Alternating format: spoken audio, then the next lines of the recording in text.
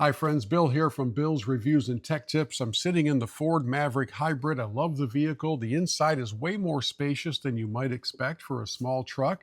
And in fact, there's some extra space in here that we could be using more efficiently, especially in the giant armrest console. So why don't you come on in and I'll show you how we're going to fix that space and make it even more efficient. Okay, we're inside the vehicle, and I'm guessing that for almost all of you, the most commonly accessed storage area in whatever vehicle you drive is the armrest and that space underneath it. Well, here in the Maverick, that space underneath it is very deep, it's very big, and there's a lot of wasted vertical space that could be better utilized because whatever you put in there is going all the way to the bottom. You're going to find yourself on a little search mission every single time. So we have a two-story solution potential to all of this.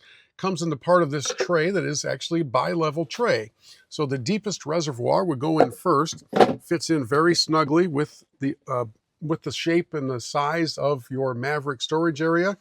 So that's like floor number 2, because we still have the initial space at the very bottom.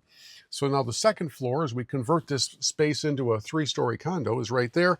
And then the third space slides in at the top. We've got coin holder slots. We've got rubber pads in here so that we're not bothered by things rattling around. There are very few sounds more irritating while you're driving your vehicle than that rattling sound that you have to stop and fix if it drives you crazy like it does me. So now we have the top layer here, we have the middle layer there, and of course the existing bottom layer that was already part of all this. And the best part is it all closes right over top very cleanly, very easily. So now you have a solution and more space to store the things that you like to have with you on every journey. If this was helpful to you, I hope that you'll hit subscribe and join us here on Bill's Reviews and Tech Tips, and let us know your thoughts on this particular review in the comments below. We'll see you next time.